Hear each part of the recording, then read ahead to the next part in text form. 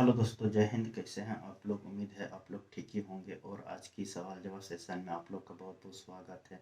और आज की सवाल जवाब ये चीज़ है, क्या है, ऑप्शन ट्रेडिंग में ऑप्शन ट्रेडर लोग या बिगनर ट्रेडर जो होता है उन लोग का बहुत सवाल जवाब होता है कि सर लॉस मैं कट नहीं कर पा रहा हूँ, या मैं इस एंट्री एग्जिट कहाँ पे करूँ, एंट्री कहाँ पे सही टाइम पे करूँ, या एग्जिट सही टाइम पे कहाँ पे करूँ। तो ये चीज़ के बारे में आज ये सेशन में कर रहा हूँ। और आप लोग को मैं बता दूं कि आज ये सेशन देख के आप लोग को शायद अच्छा खासा नॉलेज और अच्छा एंट्री अच्छा एग्जिट अच्छा से कर सकते हैं ऑप्शन ट्रेडिंग में। और आप लोग स्कैल्पिंग के लिए ज़्यादातर मैं बताऊंगा आप लोग को। हालांकि मैं ज़्यादा लॉन्ग टर्म मतलब आप लोग बड़ा बड़ा टारगेट के लिए मैं नहीं बताऊंगा, लेकिन हाँ छोटा छोटा टारगेट के लिए, छोटा एंट्री तुरंत एंट्री तो तुरंत एग्जिट के लिए मैं बताऊंगा। ठीक है।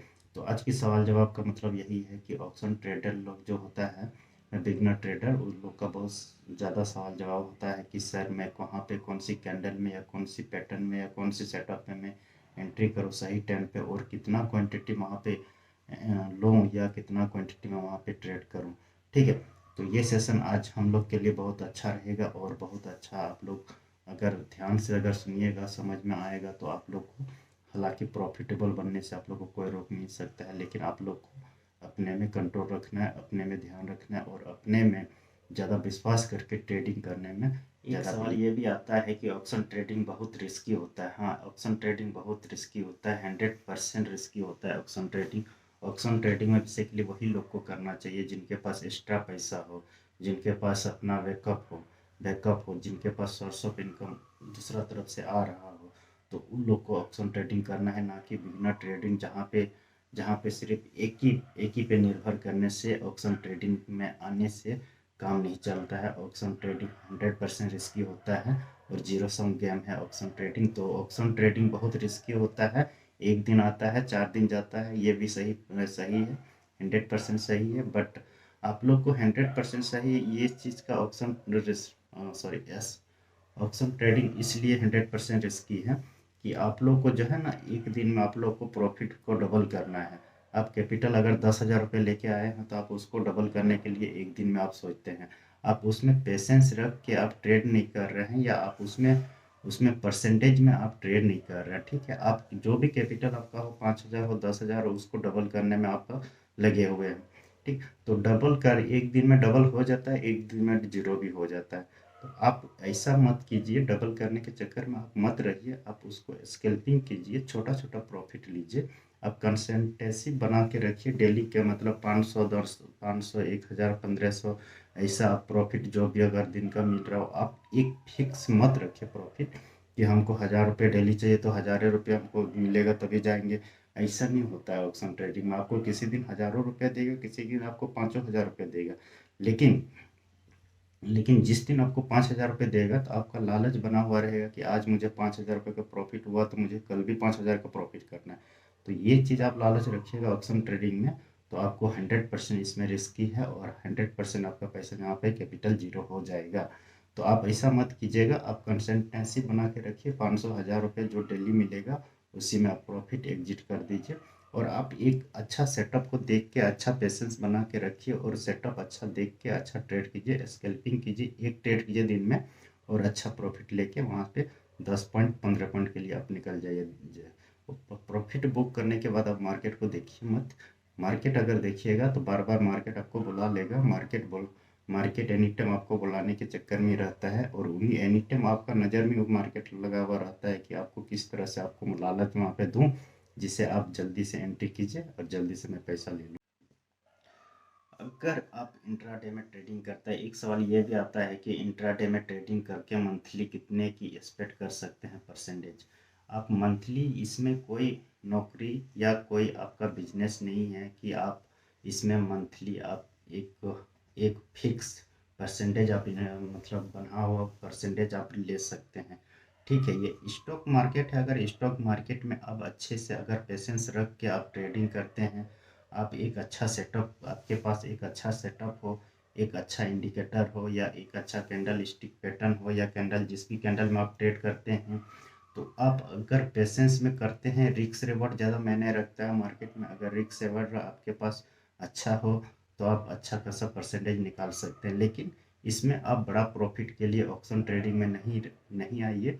आप बड़ा बड़ा परसेंटेज में आप यहाँ पे सोच के मत आइए। आप यहाँ पे जो भी डे का परसेंटेज बनेगा, जो भी डे का परसेंटेज बनेगा, 10%, 15%, 20%, आपको उसके हिसाब से आप मंथली में आप अच्छा खासा परसेंटेज, मतलब 100-150% अच्छा खासा निकल सकता है।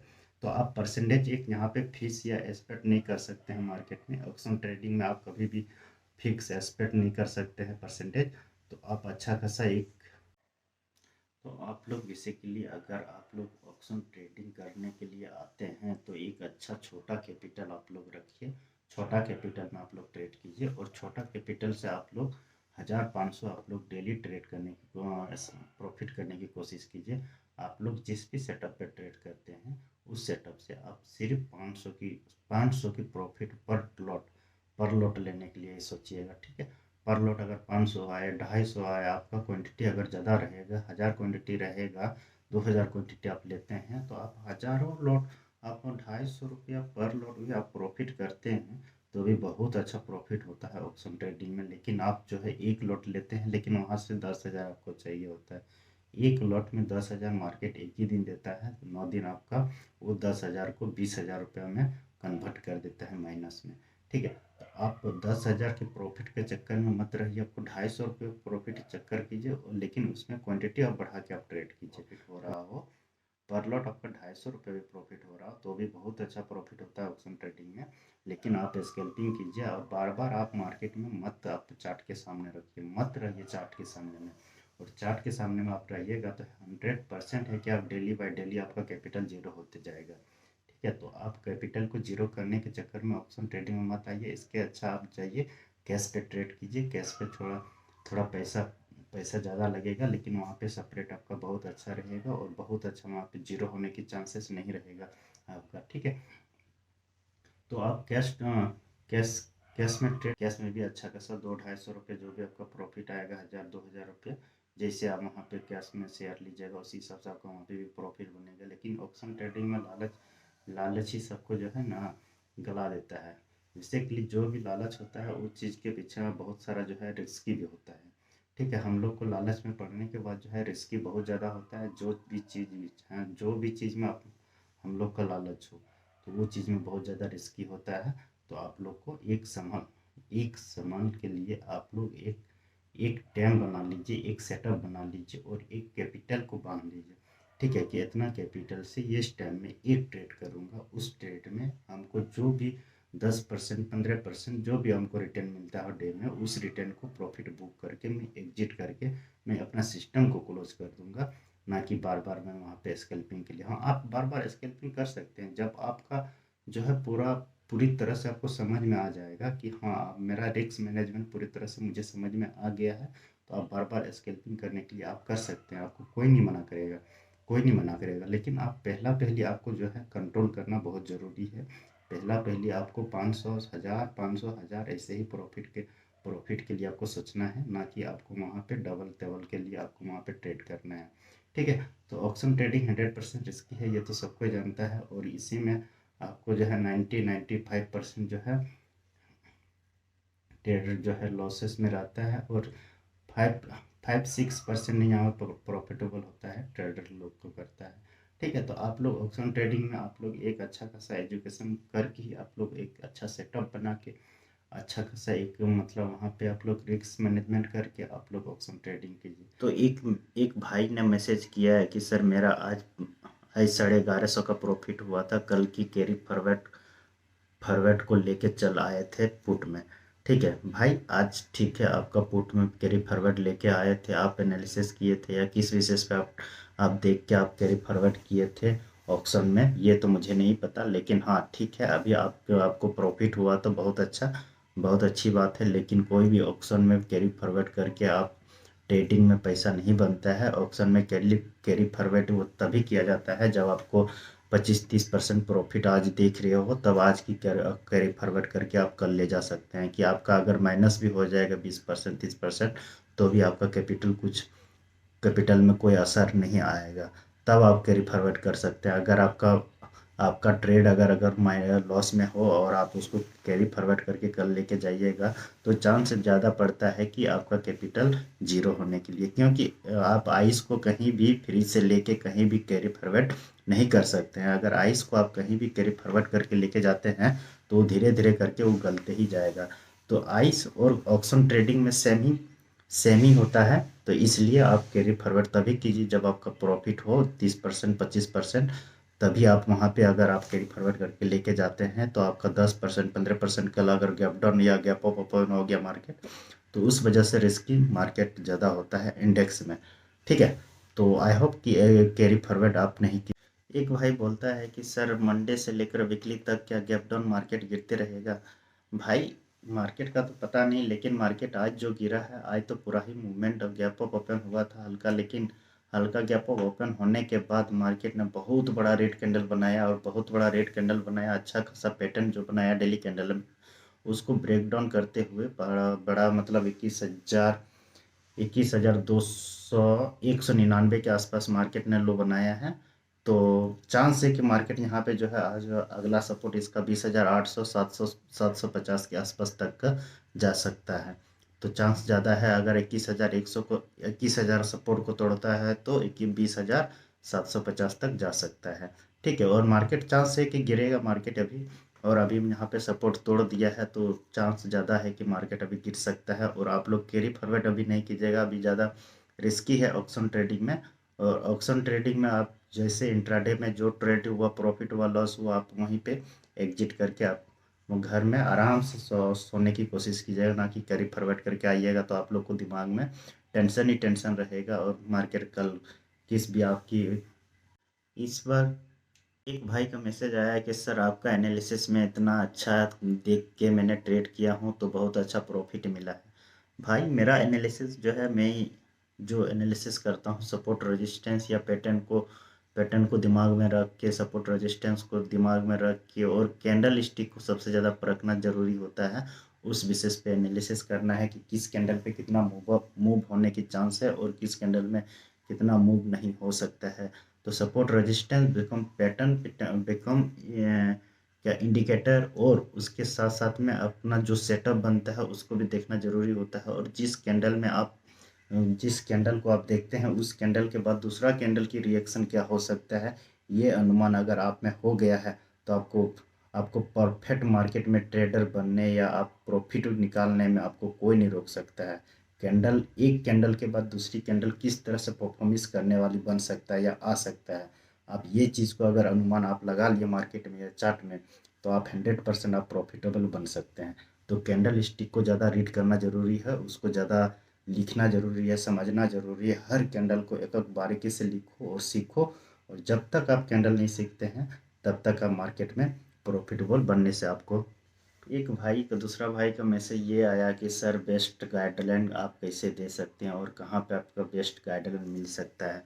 भाई मेरा ये मानना है कि आप गाइडलाइन की ज़रूरत आपको नहीं पड़ेगा, अगर आप सही से आप अगर मार्केट में सही से मेहनत करते हैं और हर चीज़ को आप बारीकी से समझते हैं, और बहुत गहराई से आप अगर उसको लिखते हैं, पढ़ते हैं, समझते हैं, एनालिसिस करते हैं, और उसको बैक टेस्ट करने के बाद हर चीज़ को आप बारीक बारीक से आप लिखिए, समझिए, एनालिसिस कीजिए, और हर चीज़ उसमें से एनालिसिस करने के बाद आप profit loss and support resistance को ड्रॉ करते जाइए, आप उसमें समझिए। और आपको अगर ये चीज़ आप दिन रात आप एकदम 24 घंटा आप मेहनत में लग जाते हैं ना, तो आपका क्या होता है कि उस कैंडल के बारे में आपका दिमाग में घूमने लग जाता है कि सर ये इस कैंडल ने यहाँ पे ये परफॉर्मेंस किया था, तो इतना अच्छा बड़ा कैंडल ने परफॉर्मेंस में इतना प्रॉफिट दिया था। तो अब ये सब चीज़ अगर बैक टेस्ट करके आप लिखते हैं, सपोर्ट रेजिस्टेंस को ड्रॉ करके आप जिस भी इंडिकेटर या सेटअप को आप काम करते हैं, उस सेटअप को आप बारीकी से लिख के समझिए, और हर प्रॉफिट और लॉस आप उसको लिख के रखिए। तो आपको क्या होगा कि माइंड में आपको समझ में आ जाएगा कि कौन सी दिन कितना प्रॉफिट हुआ था, कौन सी कैंडल में हुआ था, और कौन सी ब्रेकआउट में दिया था, या कौन सी पैटर्न की ब्रेकआउट में दिया था या ब्रेकडाउन में दिया था। तो ये सब चीज़ आप अगर लिखते हैं तो आपका माइंड में ये सब चीज़ आपका क्रिएट हो जाएगा, और आप प्रॉफिटेबल बनना शुरू हो जाएंगे। तो आपको किसी की गाइडलाइन की ज़रूरत नहीं पड़ेगी, बल्कि आप दूसरे को गाइडलाइन देने की सोचिएगा।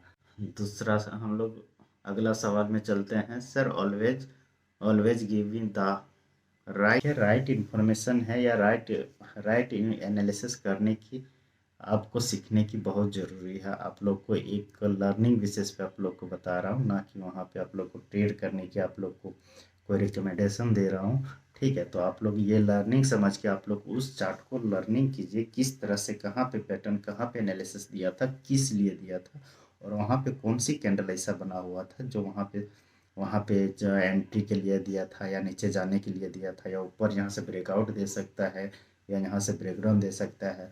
तो आप ये चीज़ अगर वहाँ पे एनालिसिस करने की ज़्यादा कोशिश करते हैं तो आपको शायद धीरे धीरे समझ में आ जाएगा मार्केट में चार्ट किस तरह से काम किया जाता है, और कैंडल किस तरह से बनता है, और किस कैंडल के बाद किस कैंडल में डोजी बनेगा, और किस कैंडल में फुल बॉडी कैंडल बनेगा।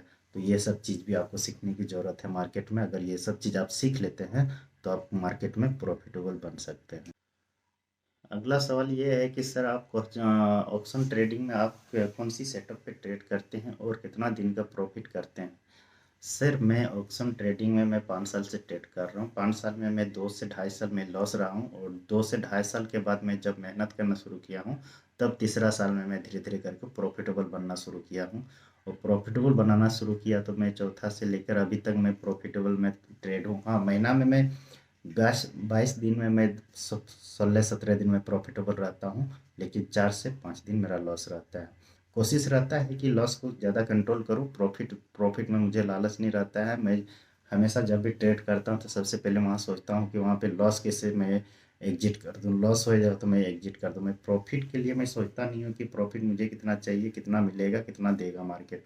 ठीक है, बट वहाँ पे मैं सोचता हूँ कि अगर 250 रुपया, 500 रुपया या 1000 रुपया मुझे लॉस खाने की कैपेसिटी है तो मैं उतना भी, उससे कम ही मैं एग्जिट कर देता हूँ। बल्कि मैं ये मैं इंतज़ार में नहीं रहता हूँ कि मार्केट यहाँ से जाके फिर मार्केट रिवर्स ले सकता है, इसकी वेट नहीं करता हूँ।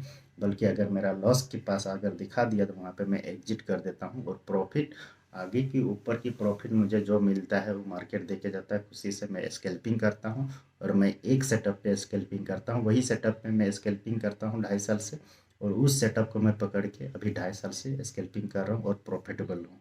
ठीक है, तो ऑप्शन ट्रेडिंग में एक ही सेटअप में यूज़ करता हूँ, ज़्यादा सेटअप यूज़ नहीं करता हूँ। हाँ, और ये मैं तीसरा चीज़ ये भी करता हूँ, दूसरा तीसरा, कि अगर पैटर्न वहाँ पे ब्रेकआउट दे रहा है तो वहाँ पे ब्रेकआउट के पास पैटर्न किस तरह से ट्रेड कर रहा है, तो ये भी मैं ट्रेड करता हूँ। और वहाँ पे एक सेटअप और ट्रेड करता हूँ, जो मेरा इंडिकेटर के बेसिस पे एक सेटअप और बनता है, तो उस सेटअप को भी मैं ट्रेड करता हूँ, उसमें भी प्रॉफिट अच्छा देता है। तो आप लोग को ज़रूर बताऊंगा, मैं आप लोग को चार्ट में ज़रूर बैक टेस्ट करके भी बताऊंगा और डिटेल में भी बताऊंगा। ठीक है, बहुत बहुत स्वागत है। और आप लोग को अच्छा लगा हो तो आप लोग को लाइक और शेयर ज़रूर कीजिएगा। और तो आज के लिए इतना ही। जय हिंद।